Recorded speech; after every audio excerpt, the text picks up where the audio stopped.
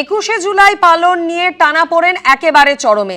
এর আগে আপনারা জানেন কালীঘাট তৃণমূল, ঋতব্রত তৃণমূলের পাশাপাশি কংগ্রেসের পক্ষ থেকেও বলা হয়েছিল পালন করা হবে 21শে জুলাই। আর এবার শহীদ দিবস পালন করবে এনসিপিআইও, জানিয়েছেন এনসিপিআই সাংসদ কাকলি ঘোষ দস্তিদার।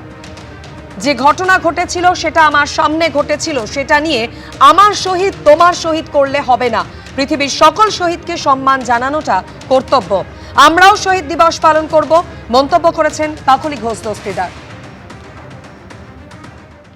শুনুন, শহীদ কিন্তু সবার। যে ভারতবর্ষের স্বাধীনতা সংগ্রামে শহীদ হয়েছে তিনিও শহীদ, যিনি প্রাণ দিয়েছেন পশ্চিমবাংলায় আইন শৃঙ্খলা রক্ষার স্বার্থে তিনিও শহীদ। পৃথিবীর যে কোনো কোণে যিনি জীবন দিয়েছেন কোনো একটা বিষয়ে, তাকে সম্মান জানানোটা বাকিদের কাজ। যারা রাজনীতি করেন তারা তো বিশেষভাবে এইগুলো মেনে চলেন, এবং ঘটনাটা তো আমার চোখের সামনে ঘটেছিল। সেটা নিয়ে তো শুধু খালি আমার শহীদ তোমার শহীদ, আজকে শহীদ মিনারের শহীদ না গান্ধী মূর্তির পাদদেশের শহীদ সেটা নয়, আমরাও তখন সেখানে ছিলাম, এবং পৃথিবীর সকল শহীদকে সম্মান জানানোটা কর্তব্য বলে আমরাও সেটা পালন করব। আমরা যে সময় মতো জানিয়ে দেবো কোথায় হবে। ভিক্টোরিয়া হাউসের সামনে 21শে জুলাইয়ের অনুমতি পাচ্ছে না কালীঘাট তৃণমূল, জানালেন বিচারপতি সৌগত ভট্টাচার্য। বিকল্প জায়গা নিয়ে অবস্থান জানাতে রাজ্যকে কিছুটা সময় দিল আদালত। আর কিছুক্ষণের মধ্যে এই মামলার ফের শুনানি হবে। পরিবর্তিত রাজনৈতিক পরিস্থিতিতে সভাস্থল পরিবর্তন করুন, হাজরা মোড়ে করুন, কালীঘাট তৃণমূলকে এই পরামর্শ বিচারপতি সৌগত ভট্টাচার্য। তৃণমূলের একটা অংশকে গান্ধী মূর্তির সামনে কর্মসূচি পালনের অনুমতি দেওয়া হয়েছে, কংগ্রেসকেও শহীদ মিনারে কর্মসূচি পালনের অনুমতি দেওয়া হয়েছে, সওয়াল করেছেন কল্যাণ বন্দ্যোপাধ্যায়।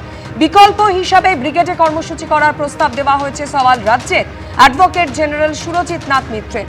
দুটি দলকে যখন প্রায় কাছাকাছি কর্মসূচি করার অনুমতি দেওয়া হয়েছে, তখন আরেকটি দলকে কেন দেওয়া হবে না? রাজ্যকে এই প্রশ্ন কলকাতা হাইকোর্টের বিচারপতি সৌগত ভট্টাচার্য। ভিক্টোরিয়া হাউসের অনুমতি দেব না, পরিবর্তে ডোরিনা ক্রসিং বা এসপ্ল্যানেড ইস্টে দেওয়া যায় কিনা ভেবে দেখুন, রাজ্যকে উদ্দেশ্য করে এই মন্তব্য করেন বিচারপতি সৌগত ভট্টাচার্য। বিড়লা তারামণ্ডলের সামনেও আমরা করতে পারি, প্রস্তাব কালীঘাট তৃণমূলের।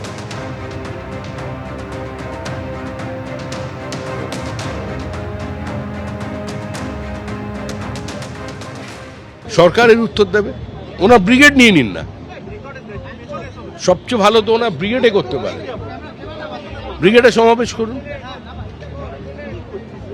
করুন, বাদ বাকি যেটা বলবে সরকার বলবে। এখন তিনটে দলের গন্ডগোল, আমরা তিনজনকেই চাইছি, আসল লড়াইটা তো অন্য জায়গায়। আসল লড়াই হচ্ছে 13টা অ্যাকাউন্টে কয়েক হাজার কোটি টাকা, তো ওইটা নিয়ে তিন পক্ষ কি দুপক্ষ জানি না কটা পক্ষ হয়েছে এখন, হ্যাঁ, পক্ষ প্রতিপক্ষ নিরপেক্ষ সবাই ঢুকে যাবে।